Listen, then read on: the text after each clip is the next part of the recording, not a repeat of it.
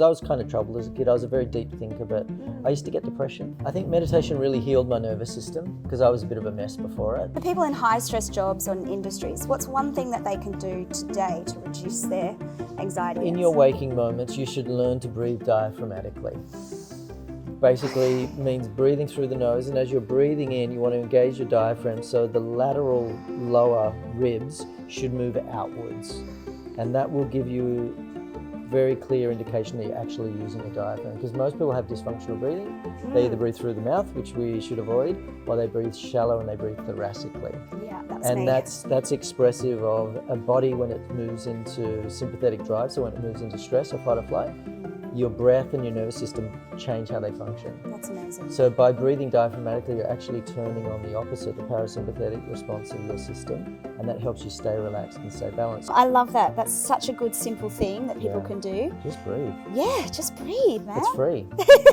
And it's available like any moment, and you're doing it anyway. You're But doing just do it it anyway, consciously and do it properly. Welcome to Beautiful Inside by Beauticate. I'm Sigourney Cantelo. For over 20 years as a magazine beauty and health director and founder of Beauticate, I've shared stories about how to be beautiful on the outside. But recently, I've also been on my own journey to uncover what it means to be beautiful within. Inspired by my own experiences with mental health and healing, I'm meeting people who have remarkable stories to share. How have they come back from the brink of adversity and reclaimed their power? How do they continue to nurture their inner selves while creating space for joy, beauty, and well-being? This season, I'm thrilled to introduce our Sacred Spaces series, proudly brought to you by King Living. In this series, I'll be talking to designers and creatives who have crafted their homes and spaces for optimum wellness, connection, and happiness. In addition to our special focus on interiors this season, we will of course be doing our usual deep dive into the psychology and science of beauty and self-care to give you the tools to look and feel your best inside and out. Now, if you're listening to this podcast, a reminder that Beautiful Inside is a video podcast, so you can also subscribe to us on YouTube and watch us on Spotify video to see inside the inspiring homes and spaces of these amazing people. So join us for a season that's all about the beauty of our surroundings, but also how we cultivate it within ourselves. Welcome to episode 3 of our Sacred Spaces series sponsored by King Living. Now, when I came up with the concept of this series, one of the first places that came to mind was the Soma retreat in Byron Bay that was founded by my meditation teacher, George Gorrow. I learned meditation from Gary, Vedic Meditation, 13 years ago, and Gary was, and still is, known to be the teacher to all the stars and celebrities and CEO types, yet he remains very humble and gentle, and he taught me some of the biggest and most profound lessons that I still call on today. So when I was in Byron recently, I thought it'd be perfect to sit down with Gary in his sacred space of Soma. That day there was a retreat going on in the main house, but we sat at Gary's house, and it is very much in the same design of Soma. So it's very luxe minimalism, little touch of Balinese flavor, very gorgeous pool, long table to invite connection, dining table, I think it seats 20, 10 bedrooms, beautiful design. So Gary worked with his brother on the design, who is George Gorrow, who's famed designer and Subi co-founder. And what they've created is just magnificent. Soma was also the set of the 9 Perfect Strangers series with Nicole Kidman, so if you haven't watched it, I highly recommend you do. It features this geodesic dome that is perfect for meditation and yoga because it connects you with all of the nature around you. And on the property there's, lotus ponds and beautiful trees, and so it's very sacred in the sense of spirituality with the land. Now, on this particular day it was raining, very cozy. We sat with Gary's beautiful cat Leopold purring between us, and we heard all about Gary's childhood on Sydney's Northern Beaches growing up, feeling very sensitive. He suffered from depression, and then when he was working in film and TV production, he was burning out and discovered meditation, and it changed his life, and he answered this calling to become a meditation teacher. He gives us some really practical tips and insights into meditation, breath work, Ayurveda, and I've been using some of the techniques and they have been game changers, so I really think this episode will help a lot of people. Make sure you stay watching till the end because there's this incredible moment that feels kind of very appropriate and surprising. So that's all I'll say. I hope you enjoy it. And remember, if you enjoy it, please give us a rating in the Apple Store. It really helps us continue to spread the word and make this content for you. Beautiful Inside acknowledges the traditional custodians of the land that this podcast is recorded on, and we pay our respects to elders past, present, and emerging. We had a lovely Come here, buddy. dog yesterday Hello. in our interview, so it's nice to have a cat. Leopold, hello. So I'm here with the wonderful Gary Gorrow, who we met 13 years ago when I did a story. I was working at Vogue and I did a story about meditation, and you taught me Vedic meditation. Yeah. And I was pregnant with Max, and it was such a gift and a blessing that I learned it then. And I've fallen in and out with my practice, which I'm sure that a lot of people do over the years. But I just, being up here, I wanted to chat to you and see inside your world, everything you've created with Soma. Yeah. So good to see you. You Thank too. you. Reunion. I know, it's been many, You haven't many changed years. since we last met, Oh, have you haven't either. Must be all the meditating. So I'd love to go back to the very beginning. I always start with questions about your childhood and how, if there were any signs as a child that you would end up doing what you're doing today, and how it sort of shaped you. Yeah, I think definitely my mum was very influential. She was very spiritually oriented. She was always into metaphysical things and deeper meaning. And she was a single mum. My mum and dad separated when I was like 2 or 3. Wow. So I have no recollection of them being together. And so by the time, I grew up, I was living with mum or dad. And so it was like kind of rich dad, poor dad. You had 2 very different models for how life worked and parenting.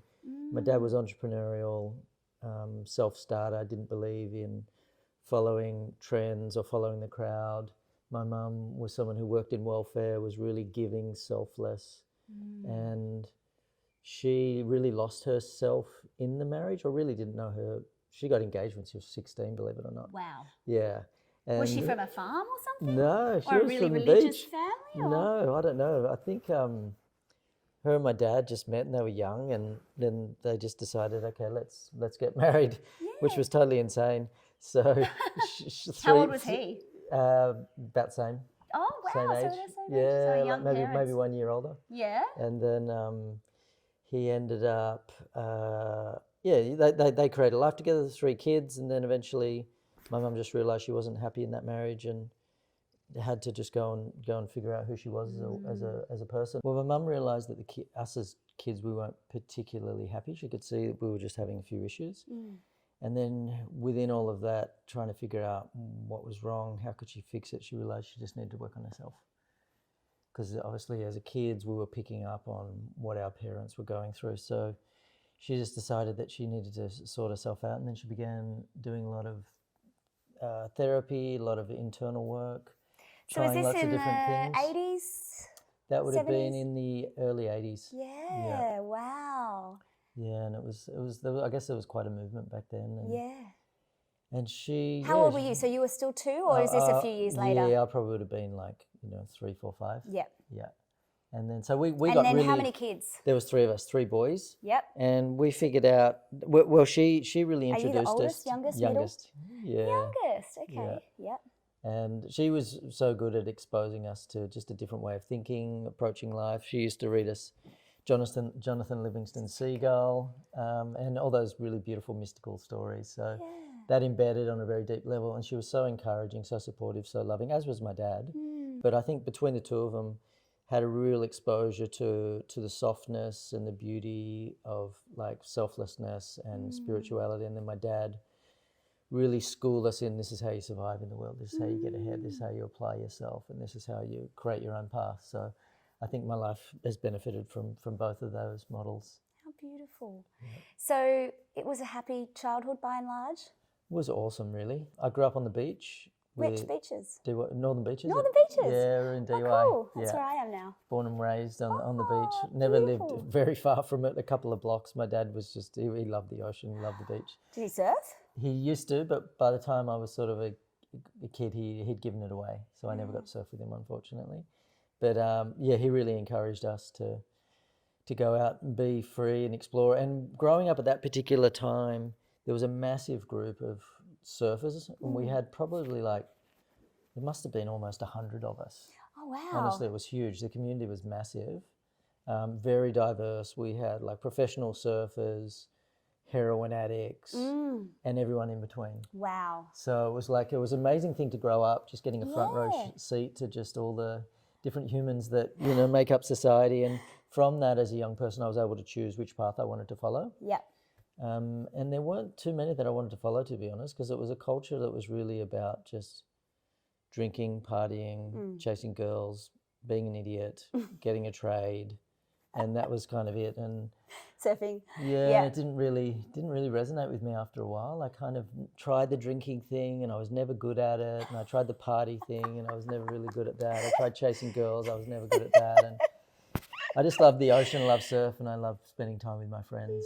But were you good at school? Were you like studious? wasn't or were very you... good at school either. Yeah. No. And I was a bit lost, to be honest, during school. I remember there was just moments I was just so lost and sad, and even cried to my mum and said, "Mum," because I went to a selective school. Did you? That's awesome. Yeah, but Well, I it's think hard to get into those. Well, I kind of got in because my older brothers were at the school, and it changed to being a selective school, and I got a bit of, a leg up because my other brothers were there. So I think that's why I got in. And it was probably challenging then if around you were all like selective students, and Yeah, then they're you might have very felt academic. a bit. Yeah, that's It wasn't tough. wasn't that I was a dullard, but No. I just didn't want to pursue academia, and my friends were becoming, lawyers, doctors, architects, engineers, and all that sort of thing. And I was like, I'm 17, I don't know what I want to do with my life. And I felt so down and depressed about it. And I confided in my mum one day, and I just broke down. I said, "Mum, I'm so lost." And she said, "Being lost is a beautiful thing." She said, you've got your whole life ahead of you, and some of the most interesting people on the earth are 30 years old and still don't know what they're going to do with themselves professionally. So it just gave me permission to explore. So I became a labourer for 12 months, worked on a building site, saved up enough money, and then I just travelled the world alone, and that was one of the best things I ever did. Wow. Yeah. So that would have been what brings you to about 20 after travelling? Yeah, I left, and I had my first birthday when I was in Bali, and I was 19. So I travelled as a 19-year-old around the world, just backpacking and adventuring So you saved around. up some money and then did that? Yeah. And okay, and then what happened after that? Did you... Well, my time was coming to a close. I was in America at the time, knowing that I'd been to Brazil, Mexico, and Hawaii, and heaps of other places, Indonesia, and realised, I'm about to go back home, and I've got to do something with my life. So then I decided to get into film and television, and managed to get a job at Home and Away working as a runner in production, and then sort of worked my way up in that, and then ended up getting behind the camera, segment producing, directing, and then started making short films, and then got into fashion photography, and then started my own fashion label. And Did you? Yeah. What was the fashion label? It was called Kavach or Kavash, depending on how you pronounce it. Kavash sounded a little bit more... What does that mean? It's a Sanskrit word for indestructible armour. Okay, Yeah. cool. Yeah. And so was that the Sanskrit thing? Was that sort of an early sort of suggestion of, the spirituality path that you would take? Yeah, well, when I was working at Home and Away, I actually learned to meditate. And then that was the changing of, I guess, orientation for me. This whole spiritual dimension opened up, and I got fascinated by the art. And Who taught you to meditate? How did you come across it? What spurred the interest? Well, I was stressed out, miserable, and really not on a good trajectory. Yeah, with the film and TV industry. Yeah, I was just really, there was a lot of stuff going on for me at that particular time, and I was just completely overwhelmed, not handling the stress and the pressure well. And I realised that if I wasn't doing well as, a 20-something-year-old, like what was I going to be like in my 30s and 40s? I just my life was going to be absolutely terrible. So I realised I needed to do something to really just alleviate my stress was my first motivation. And then sure enough, learned the technique and just started washing my stress away immediately. And I just started to notice everything was changing with how So you learnt Vedic? Learned Vedic meditation, got taught by the man who was my teacher, Tom Knowles. And was Tom your teacher? Yeah, he trained me and a heap of others. And then I didn't plan on being a teacher, but it called me, and I just ended up giving everything away to pursue it. It was just following, that calling, yeah. So what did that involve, Just dropping everything, because at that time I was working, freelance in different industries. I had a fashion label that was going pretty well, and then I just thought, you know what, I'm just going to throw it all in, and I'm going to go and study and become a teacher and just see where that takes me. Wow. So what did it consist of, the study that you did? I went and lived overseas for 6 months and studied intensely with my teacher. We lived in Flagstaff, Arizona. Yeah. At the So was it that with Tom? With Tom, yeah. I lived with him for 6 months, yeah. And then graduated in India and came home to Bondi Yeah. and then just started teaching. Okay. And just And how many years, when we met 13 years ago, how many years have you been doing this? Probably I've been teaching maybe, oh gosh, that's a good question. Maybe be edging close to 20. Okay, so yeah, you were already about 7 years in. Yeah. Because you were the sort of the celebrity. All the celebrities had learned from you. I'd heard about you, and so now 20 years on. So you've got Soma. Tell us about that. Yeah, so I guess meditation is where it started for me, and like anything, you get good at something, you add another layer, and you get good at that and you add another layer. So it's just been this continual development and refinement and gathering of different tools and insights and different, I guess, methods and approaches. So originally it was Vedic meditation, and then I realized I know so much about consciousness and the mind, but I know almost zero about the body and health. So then I studied Ayurveda, and I got qualified as a health consultant in that, and then moved on from that, and then studied various types of breath work, and then psychology, and then you studied psychology? Yeah, in an informal way. Okay. Vedic psychology. But then I've taught, I worked with the GWS Giants AFL football team for 5 years. Did you? Teaching them, high performance, and it was very much modelled on Vedic psychology. You just have to change the language a little bit and the orientations, but it's not like there's a different mind, like there's like principles that if you want to excel in anything, there are certain principles that support that capacity of an individual to do that. So whether you're, an athlete, whether you're a CEO, whether you're, a mother, or whether, you're just someone else, the same things, the levers need to be pulled in order for you to be really good at what you're doing and for you to enjoy what you're doing. So what are those levers? That's a very big question. Yeah. Okay. So you've worked with, people from all walks of life. You've got CEOs, celebrities, lots of different types of people. What are some of the most amazing transformations that you've seen from learning Vedic meditation? So there's two things that come to mind. There was a woman, she was getting like 2 to 3 panic attacks a day. She was riddled with anxiety. She was medicated, doing CBT, cognitive behavioural therapy. I tried various different meditation and relaxation techniques, and nothing seemed to work. And then she came along, she learned Vedic meditation, and then within a couple of weeks, panic attacks disappeared, the anxiety diminished, and then within about 3 months, she wasn't getting anxiety anymore. Wow. And she was in a very high-powered CEO role. Right. So she was under heavy artillery at work. But she stayed in that environment because she was thinking of giving it all away because she just wasn't able to manage the intensity of it all. But then she actually just found a technique which supported her nervous system, helped to basically regulate her nervous system so she wasn't overreacting, getting stressed and getting overrun, everything wasn't compounding. So that was a massive transformation for her. So good. The other one that comes to mind is a funny one. I was doing some work with the GWS, the Greater Western Sydney Giants, the AFL team. Yep. And so they got me in. It was my first season with them. And so no one knew who I was, what I was about, and there were 40 players and a bunch of staff. And they said, come in and teach these guys to meditate. And so he was a bit of a renegade within the group. He was one of the more senior players and didn't like to sort of follow the rules very much. And then he heard that I was coming in, and then he heard there's like, this sort of a ceremonial aspect to learning to meditate. And he's like, what's this crap? Do we have to do it? And one of the trainers said to him, well, said you don't have to, but it helps to keep an open mind. And he's like, yamdanad. And then he came along and learned. And then he became the biggest advocate for it. Amazing. He ended up coming on retreats here at Soma. No way. And he, even during COVID, when, I wasn't able to be face-to-face with the team, he would set up, conference calls, get the players that were interested, and we'd do sessions together. So he became the champion of it for someone who you would have thought he would be the least likely to, be interested in anything like that. Isn't that amazing? Yeah. I think it's quite amazing for people who don't even think they can meditate, right? There's a lot of people, I'm sure you must get that a lot, with people coming in and going, nah, not for me. I've got, the busy mind. What do you say to people like that? Yeah, I think I often equate it with like language. I say to everyone, you have the capacity to speak French, Greek, German, Aramaic, Dutch, Spanish. The vocal cords have the capacity to create all of those phonemes. But it just depends on which culture you grow up in. So if you're someone who's grown up in the West, meditation, consciousness, inner development. It's not something which is really taught or facilitated. It's not something which is embedded in the culture.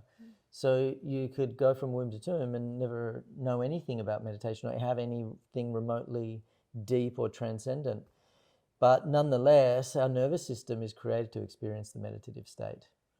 And so everyone has that innate capacity. It's just whether you activate it or not. So everyone has the capacity to go into deep meditation, but you just need the right method or technique to help you get there. Because trying to get there on your own or in an unrefined way, it can be pretty hard going. And I think when people say meditation's difficult, I tried it, it's really hard work, it's just the methodology is not right. So when you get the right method, it's actually super easy. And that's one of the things that when people learn VM, for example, they're just astonished at just how simple and easy it is to get there and how quickly they can get there. Like I've taught people that have been meditating 10, 20 years doing other techniques and they try this and like, oh my God, I don't understand. Like, how do I get there so effortlessly? Wow. And that's just kind of the design of the practice, because you're not meant to labor to get into a deep meditative state. If you're focusing using effort, you're up-regulating parts of your brain which should be down-regulating, so you're creating opposition within your own nervous system. It's like I say to people, you know, falling asleep, how do you do that? You don't try to fall asleep. If you try and fall asleep, you'll stay awake for a long time. There's just this kind of setting up, closing the eyes, room's dark, get horizontal, and then sleep just comes. So if you set up meditation the right way, it just happens. Yep, and you practiced at it. Yep. So to the uninitiated, Vedic meditation has a mantra. Do you want to tell us a little bit more about how it works? Yeah, so it works on the principle that the body and mind is designed to go into a meditative state, as we said. The mantra... How do we know this? Well, you just try it and you figure it out. But how do you know? I mean, how can, when you say the body and mind is meant to, like, is it like from a neuro, like, well, you look at perspective? Well, just the evidence of meditation. If you give someone a mantra and then you watch them change state, you're like, how did you do that? Yeah. Did we have to drag you kicking and screaming? Did we have to use all of this special apparatus and you know, medication to get, you know, to bypass this in your system to make this happen? Yes, and there's been lots of studies, right? Yeah, hundreds, thousands actually. So, you know, someone just finds themselves melting into a meditative state. So that would then lead us to believe that that is something which is favourable for the system. For the brain. And something that the system actually will advocate for if it's given the option to experience it. But if you never give it that option, how will it ever know it has it? True. So that's what I mean. Like, most people don't know what a meditative state feels like. It's so foreign. But once you taste it, it's like, oh my wow, gosh, that feels I know. very rejuvenating and nourishing and relaxing, and it seems to somehow rewire my mind so I have clarity again. Yeah, absolutely. So to explain again how it works, the mechanics, yes, please. Yeah, so essentially, you know, the human mind, as we know, it seems to be very active and busy, and it moves from thought to thought, idea to idea. The monkey mind. The monkey mind, as it's infamously labelled. But one thing about the monkey mind is, you know, if you look at why is it doing that, it's seeking something, right? Like a bee. People say bees are so busy. It's not, no, you give a flower that's got lots of nectar in it, it won't go anywhere. So it's moving so much because it's seeking something, mind seeking something. It's seeking fulfillment, satisfaction, something that brings it enrichment or contentment. So when you give the mind the mantras are really sounds, they're not words or anything, they're specific sounds that you use in a particular way. You connect your mind with it, and then the mantra begins to lead the mind inward. And the mantras themselves are self-refining sounds, so you pick it up on the surface of your mind is where you begin, but it automatically leads the mind inward. A little bit like if you throw a stone into the ocean, the only thing that thing is doing is going to the ocean depths. Yes, I remember you describing it as you sink down, and then the bubbles are like thought bubbles, and they come up a lot at first, and then as you sink deeper. Yeah, that was your analogy, wasn't it? Yeah, exactly. You've got a good memory. 13 years ago, yeah. No, it was a good visual. Yeah, so the mind will naturally be led. The word mantra, it comes from two Sanskrit words etymologically. So it means manas, mind, tra, which means medium, vehicle, instrument, or something which expands. So that mantra is designed to expand and take the mind into that field. And it's a vehicle that takes you down, isn't it? I remember that as well. Yeah, it's a vehicle that automatically will take your mind from A to B, and in this case from the surface of activity, of mental activity, into that field of deep meditation. You used to draw a diagram, I think. Yeah, exactly. Yeah. And that was partly getting people to understand the dynamics of meditation, because everyone has all these ideas what meditation is, should feel like, what a good one is, and all of that. Yeah. So when someone does a training, you actually have to re-educate them and give them the realities of what a meditative state actually is.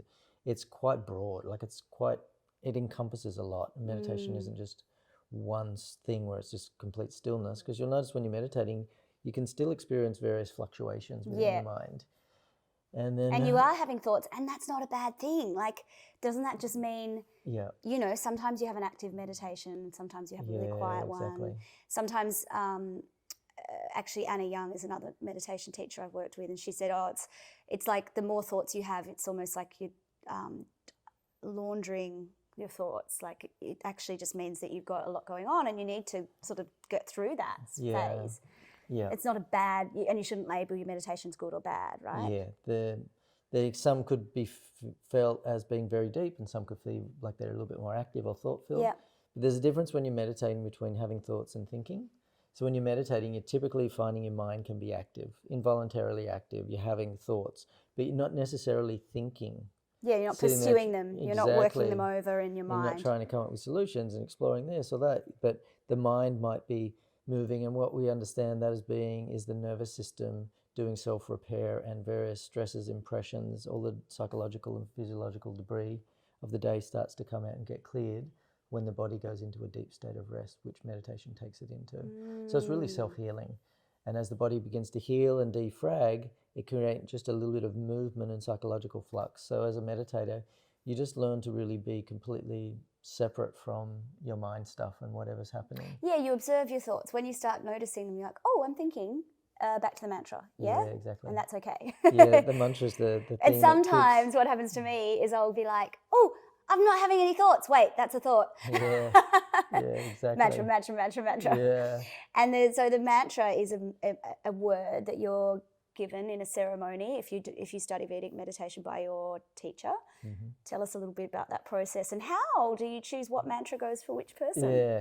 So it all, like none of the teachers really came up with it. This is knowledge that was passed down for thousands of years. So because in our tradition we represent a lineage, we can't say, hey, it's me, I'm so brilliant, I figured all this out.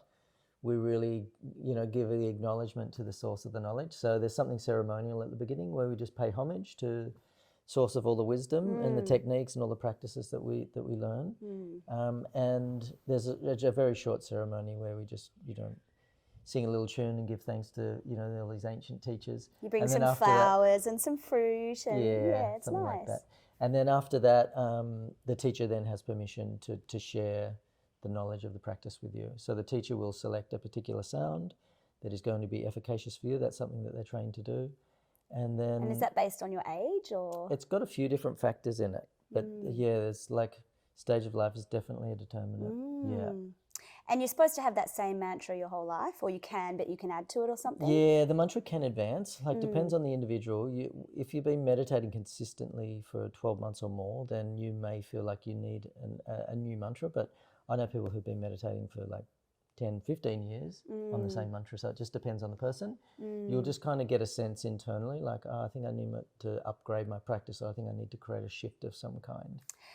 Okay, so now this is the part where I ask you, because I'm struggling to be disciplined with my meditation, and I've got all these alarms set off on my phone that go off at 2:15 every day saying meditate, and I'm always busy doing something and I always swipe it off. Yeah. I went through a stage where I was probably getting my first one done in the morning, and I've dropped that again now, but why can I know how good it is for me and still not do it? Like, I know. What is with that? I know. It's such a common problem. Okay. I encounter it all the time. Okay, good.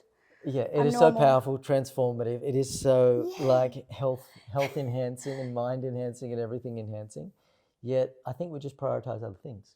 Yeah. We get busy, we get the flow of the day, we have these to-do lists, and we're just in the habit of not prioritizing like the quality of our consciousness or But how our did you state of do mind. that?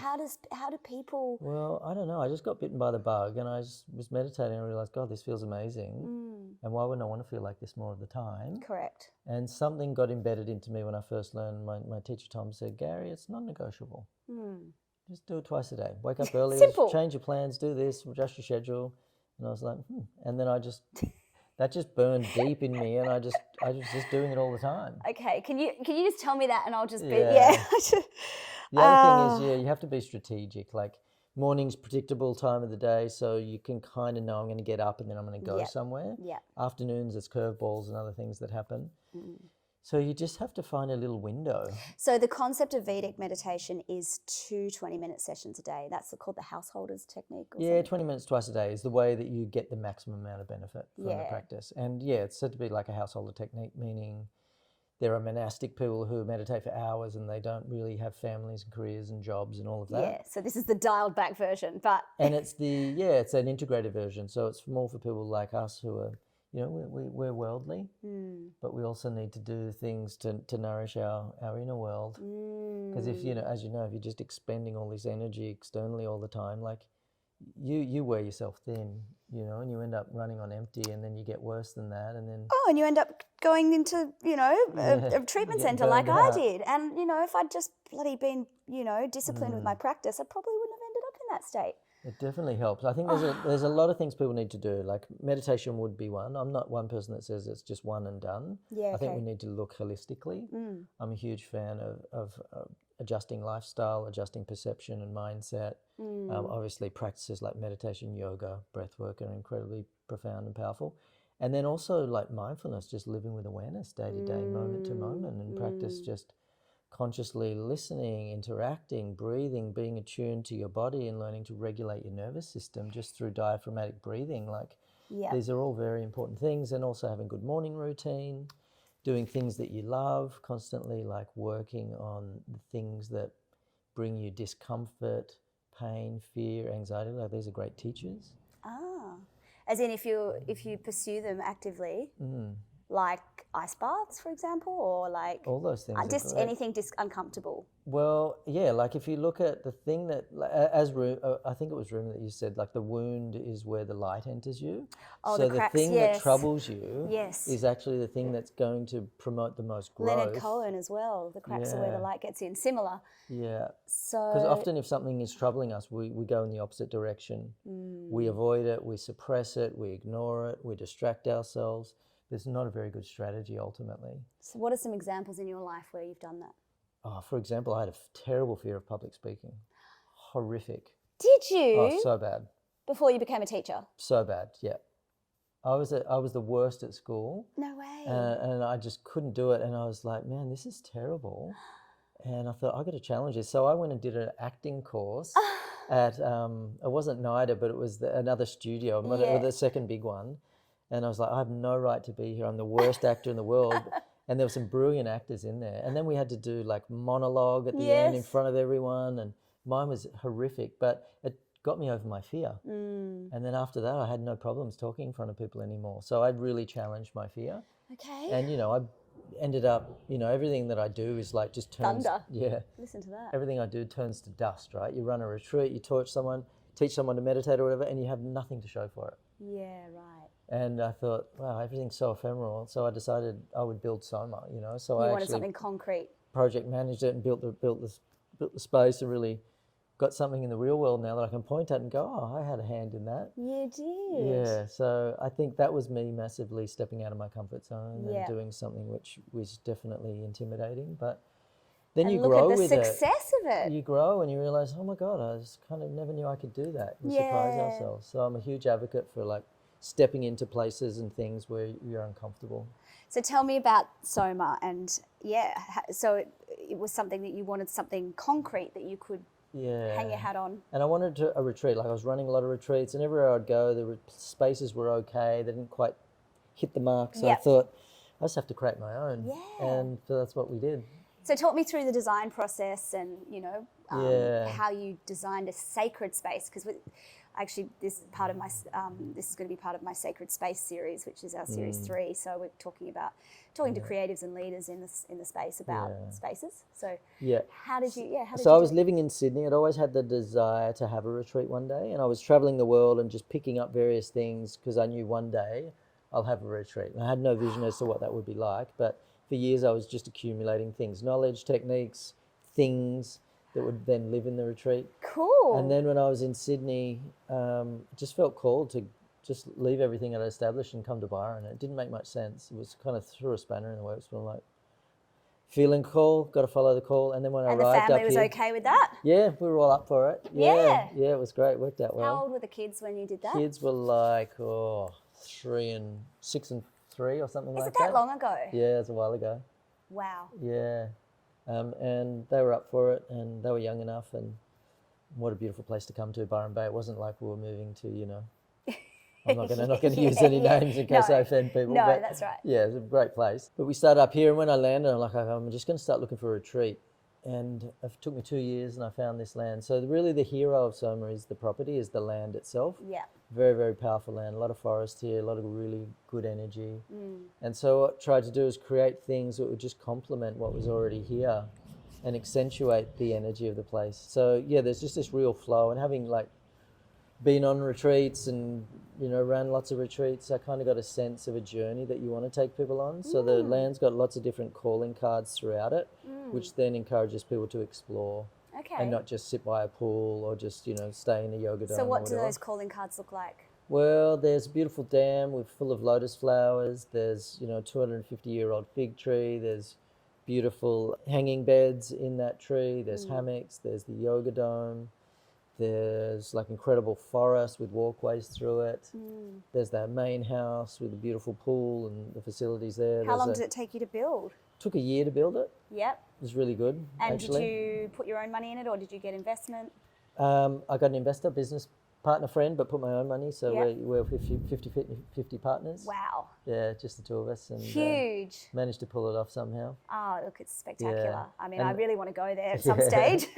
Yeah, I don't know if you know that, but it was the scene for 9 Perfect Strangers. I did, and I'd forgotten. But yes, now I remember. Oh my gosh, well, I know it well then. I loved that series. Yeah. Yeah, how was that working with the crew? And that was cool. They came during COVID, so we initially said we're not interested, and we thought COVID would, come and go in a few months. But fortunately, before that, they convinced us to accept them to shoot here, and it was a blessing in the end. So did you meet everyone? Not really. No. And as you know, I've taught a bunch of celebs, and they don't rock my boat. Yeah. Some do. They're amazing, but it was COVID time. You had to wear masks and all of that rubbish. So I just thought, I'm not up for getting swabbed and wearing masks and fair going enough. on set, because I've been on enough sets. So yeah. Now tell me more about the design process and how you designed a space to be sacred. Well, the land is sacred, so it's just working with the land. But we created a really beautiful communal fire pit. In the house, there's like a 7-meter long communal table. So it's trying to bring people together. Connection, yeah. And then throughout the property, there's also breakaway spaces that are good for individuals or couples or friends. So I wanted the intimacy of a group, but also the ability just to roam free and not know where anyone else is and get lost. And my brother was a huge part of the journey, because I just found the land, and I called him and said, bro, I finally found the land. This is George? My elder brother George. George Gorrow, so his background is in fashion. Yeah, he created Subi, the fashion label. He's also behind CC Hotels. He also done a bunch of stuff in Bali with the Slow, and he's a very, very crafty person. He used to work with will.i.am and Kanye West and a heap of other guys. Yeah.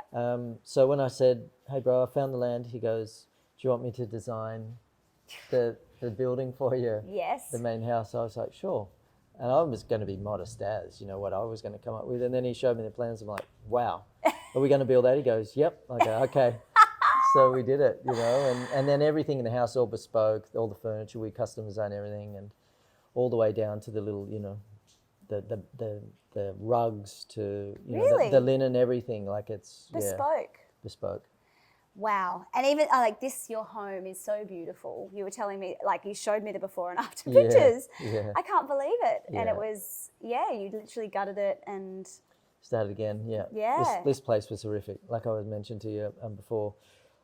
Full of asbestos. There were rats living in the walls. It stunk like piss. There was like mold all over everything, and vines growing in through the windows, and the place was horrific. way. Yeah, it was so bad. I can't believe how And you now restored it's like, I don't know, it's kind of a masterpiece. Yeah, how long did this take you?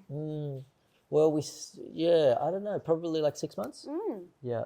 And George helped you with all the furnishings. George designed all the furniture. Yep. Yeah, and he came up with the idea to clad the place externally, and then I I love it. I just kind of did everything else, modelled all of the, we used a lot of the leftover materials from the main house, like all the windows and. Oh, did you? Yeah. The windows? Yeah. You've managed to repurpose them? Yeah, massive pieces of glass. Oh, okay. But you just use this different frames? Yeah, we just made the frames. Oh, wow. Yeah. You clever things. Tell me about Ayurveda and how you ended up going into that. Yeah, like I said, I knew a lot about the functioning of the mind, but I was very shocked when I didn't even really know, where are my kidneys? What does my liver do? What does the pancreas do? What are the different tissues in the body? How do they form? What's the process of digestion? And all of these things. And I thought, wow, I really need to learn more about this miracle I'm living in. Because I knew that, like, Ayurveda, they call it like the sister science to meditation and yoga. Okay. It is so complementary. And you're a yogi as well? Yeah, I practice yoga, and I've got, I wouldn't say I'm a yoga teacher, like a classic yoga teacher, but I have studied yoga. Yeah, okay. And I can teach, but I more prefer to do breath work, mindset, and meditation. But Ayurveda is this beautiful science. The word itself, which is nice for people to understand what it means. So Veda means like knowledge, science, or truth. And Ayur, or Ayus, as it really is, means life. So Ayurveda is like the study of life, health, and longevity. Oh, wow. And so they've discovered what are these things that individuals need to do to really thrive, to be healthy, to maximize their well-being.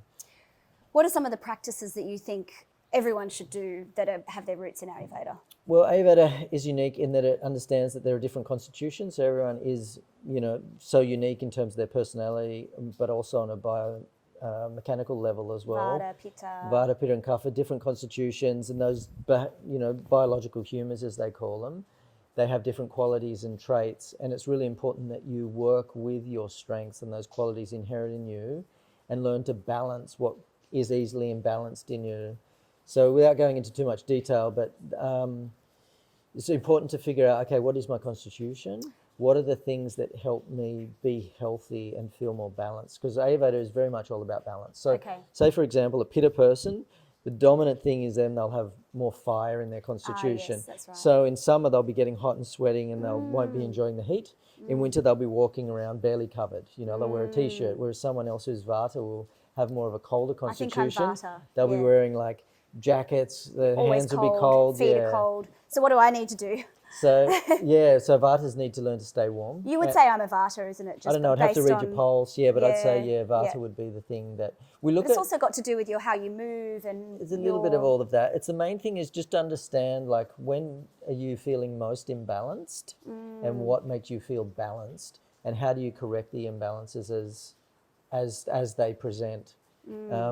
So Ayurveda is essentially like it's a moment-to-moment practice, but there's also wonderful principles. Like one of the things with Ayurveda, like there's a morning routine that doesn't matter what your body type is, you should be doing this particular morning routine. And that basically, a couple of the things on that list, which are real simple ones for people, is wake up early, with or before the sun. Okay. When you wake up, as soon as you do, you scrape your tongue. Yes. Get all the toxins off the surface of your isn't tongue. Otherwise, you reabsorb them, and then you've got to work hard to get them out. You should brush your teeth, and then you should have a drink of some kind, which would basically be hot water with lemon in it. And you could spice it up. You could grate some ginger, and you could also put in honey, but only once it's cooled a little bit, because if you heat honey, it becomes toxic. Okay, that's so right. you wake up early, Doesn't brush your your teeth, scrape your tongue. tea taste bad with having brushed your teeth?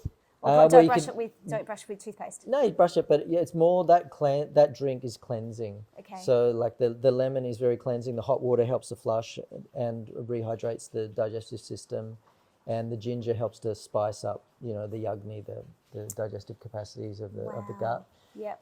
So it's a really good way to rehydrate and just flush the body out first thing in the morning. And then you should do a little bit of movement, maybe possibly some breath work, but sit and meditate, and then have breakfast and start your day. Okay. But also in there would be Abhyanga, which is the self-massage. I It's love one of the that. best things that... With you body know, oil. Body oil, yeah. Do you Generally, do this every day? I used to do it every day. When I had a Yeah. massive vata imbalance, I would just do it every single day without fail. In the morning. In the morning. Is there a technique, or do you There is just... a technique. You use a little bit of oil, a few teaspoons, tablespoons maybe, and then you warm it up, and then you just rub that, apply that to the body. You do it in long sort of strokes, and then Yep. you do circular around the joints. There's plenty of YouTube videos. towards the heart, or it doesn't matter? It doesn't really matter. You generally you can start at the feet and work your way up to the head, or you can start at the head and do the head, face, and then go from the feet up. Doesn't really matter. It's all gonna come under the How influence and be beautiful. beneficial for sure. I love that. For people in high stress jobs or in industries, what's one thing that they can do today to reduce their anxiety and increase their Well, resilience? in your waking moments, you should learn to breathe diaphragmatically. Basically means breathing through the nose, and as you're breathing in, you want to engage your diaphragm, so the lateral lower ribs should move outwards, and that will give you very clear indication that you're actually using a diaphragm, because most people have dysfunctional breathing. They either breathe through the mouth, which we should avoid, or they breathe shallow and they breathe thoracically. Yeah, that's And me. that's expressive of a body when it moves into sympathetic drive, so when it moves into stress or fight or flight, your breath and your nervous system change how they function. That's amazing. So by breathing diaphragmatically, you're actually turning on the opposite, the parasympathetic response of your system, and that helps you stay relaxed and stay balanced. So it's like, there's the green zone, the yellow zone, the orange zone, the red zone. Oh, I just made this that. is polyvagal theory. No, isn't I it? just made that up. But Oh, okay. basically, everyone wants to be in the green zone because you feel good and you're shining and life's great. And then, things get a little bit imbalanced. You go into a yellow zone, you're not uncomfortable yet. Orange, you're starting to be. Red, you're screwed. Yeah. So most people Totally go my to life. red and go home red, and they're like, oh my God, I'm just feeling so burned out. Give me like A drink. something mind numbing. Give me red wine and Netflix. And so it'd be better if throughout the day, if you just notice when you're leaving the green zone to go, oh, okay, cool. I just need to take command of my breath. I just got to take light, slow, deep breaths and get my diaphragm working. And if you could just moderate your nervous system and regulate your nervous system throughout the day, that would solve 90% of people's problems. That's amazing. How do we do that? I guess I feel like I need some Post-it notes around just to go. Yeah, it's a habit. Yeah. You definitely have to form it as a habit. Yep. So you should just set your phone every 15 minutes or every hour, it just cues you, breathe. And so you just know, okay, I'm just going to breathe in and out, these and you breathe in watches for do 4, that. out for 6. Yeah, some and you Apple Watch. just do in for 4, out for 6, nose to nose breathing. And then you do that for a couple of minutes and you get 10. What's nose to nose? Nose to nose. So breathing in through the nose, out through the nose. Oh, right. So we shouldn't be breathing with our mouths, basically, unless we're doing rigorous exercise and we can't help it, or we're doing breath work and it requires What it. do you think about mouth taping? I think it's very good. Yeah, do you do it? I don't need to because Oh, I know it's breathe. You're so but good with your nose. Yeah. Yeah. And I know that because, I always monitor when you wake up. And you'll know if your mouth breathing, if you wake up in the morning, you've got a dry mouth. And also Always. the quality of your sleep, and you've got a whoop band and stuff, and that Yeah, would give you you can indicators see as it. well. Yep. But mouth taping's good. There's 2 different types. There's that closes the mouth off completely. There's other ones that sort of pull them together so you can still do the puff. Because some people like to be able to do that. Still involuntary mouth puffing. Oh, I don't know about that. Yeah, sometimes when people sleep, they do that. Oh, how funny. Yeah, I love that. That's such a good, simple thing that people Yeah. can do. just breathe. Yeah, just breathe, man. It's free. And it's available any moment. And you're doing it anyway. You're but doing just do it it anyway, consciously just- and do it properly. Oh, I love that. That's Yeah, and so just remember, good. breathe in for 4, out for 6. And just Yeah. making sure your side ribs and your belly as you're expanding, or they're both expanding. Ribs outwards and the belly forwards. That's beautiful. And as you exhale, navel moves towards the spine, ribs come in. Okay. Is there any other little quick kind of nervous system regulation techniques that you could give us? That's the simplest one. I mean, you can do box breathing is a really good one for people throughout the day if they want something a little bit more. Yeah, what's that one again? 4-4-4? Yeah, so with the breath, you breathe in, you hold, and then you exhale and you hold the breath out. So you got a breath in, a breath out, and a retention, external and internal retention And it's in all between. equal. So it could be in Equal. for 4, hold for 4, Yep. And you out for 4, hold for 4. Yeah, exactly. for 4, and then yeah. you could jump it up to 6, 8. You could get to 10. Generally, 10's good. 10. 10's Okay. easy. The trick is just with the in-breath, you have to engage the ujjayi breath, so you contract the back of the throat, and then it just allows you to moderate the flow of the breath in. Otherwise, it'll come in too fast. So the ujjayi breath, for people who don't know, is where you, as Gary says, you constrict. It's almost like the sound of the ocean, isn't it? Yeah, like Darth Vader. Darth Vader, exactly. Okay, that's great. And in your own life, what has been the most transformative lesson you've learned from your meditation practice? I think meditation really healed my nervous system because I was a bit of a mess before it. So it's done. I can't imagine you as a mess. Yeah. I'm very different to what I used to be. Yeah. I think meditation, it's done many, many things. I mean, it gave me a life, it gave me a career, it gave me clarity, it's given me connection with my own inner being, and it really did help. Really, because I was kind of troubled as a kid. I was a very deep thinker, but I used to get depression. Yeah, did you? I used to get up and down, and I used to be good, and I'd just part of me like, okay, this ain't gonna last forever, and then I would crash and go, yeah, here I am, and so I was on this sort of cycle. And then once I learned to meditate, did you ever have medication, or were you diagnosed, or no, you just knew it was bad? No, I just knew it wasn't fun. And then there were two things that happened. I learned to meditate was one, and the other one was a mindset shift. And I think the mindset shift was probably more powerful because my guru said to me once, he's like, suffering's not on the program. And I realized at some point I'd been agreeing with getting depressed and almost expecting it. Right. And then I just It's a realized, no, self-fulfilling life's here to prophecy. enjoy, like celebrate life, and then, just go on a different path. Like I wasn't waiting to get down, and I wasn't, I don't know, it's something just quite significant changed in my mindset, and I realized life's beautiful, there's so much sacredness in it, don't need to take things so seriously, and by learning to regulate my nervous system, I wasn't going into a state of stress and living in a state of stress all the time. So then that fortified my body and my nervous system to just be able to stay in that really comfortable green zone we were talking about. And then as my mind just started to develop and my intellect got sharper, I was able just to make more conscious choices and really understand the inner workings of my body-mind system. And most of the time we're just sort of foreign. We don't know why our system's doing what it's doing, or how we settle our mind, or how we change our awareness, or how we shift beliefs. So for me, I did a lot of study into philosophy, different worldviews, acquiring a lot of knowledge, went deep into the Vedic system, as well as many other systems. And that stuff just like iron sharpens iron. It just it sharpens your understanding, your intellect, and your appreciation of the mechanics of the world and just the nature of things. Like a guy came to me recently and he's got this terrible fear about death. And I used to have that too once upon a time. I do. But then I realized like there's none of that in me anymore because I've had near-death experiences, and I've also got all the philosophy. What happened? I nearly died, but what I happened? didn't. How did you nearly die? Oh, it's a very long story, but I've nearly died a couple of times. One was in the ocean. Surfing? When I was surfing, yeah. Waves got massive, and and I was held underwater. And could barely come up, and then I finally managed to. Did you see something? Did you see the light? I was about to tap out. I was like, shit, this is the end. And then a voice said, "You got too much to live for." And then I just struggled to the surface and got a breath, and and then so that was good. I chose to live at that point. And then there was other times when some pretty major healing was happening in my body, which was really overwhelming. That was during an ayahuasca ceremony, actually. Oh wow! Yeah, and I thought, wow, I was pretty close to thinking I was dying in that one. Yeah. Would you still did that scare you off ayahuasca? Or No, not at all. No, You're a fan? Yeah, I'm a big fan. Yeah. But that was profoundly healing. But at the time, it was incredibly overwhelming. My heart was really working hard. Then. Oh my gosh. Yeah, it was, but like big shifts in it. Like that's a profound healer. That is one of the medicine. Most, do you do it regularly? Yep. Where do you go? I just went to Brazil and did it for a couple of weeks there. But I do it in Australia. There's various places to do it here. Yeah, amazing. Yeah. Can you think of 6 things that, change your life on the daily, make you feel your best day to day? Yeah. That would be being with my kids, staying in my heart, surfing, exercising, meditating, and socializing, and being in nature. So that's probably 7. Yeah, that's okay. You're allowed that. Are your kids big into meditating? Not really, but they're just unreal. They're just like the coolest company and just so much fun, and they're playful, and we're really we joke so much together, and we put shit on each other. We have a lot of fun. We're just like best friends, That's beautiful. Yeah.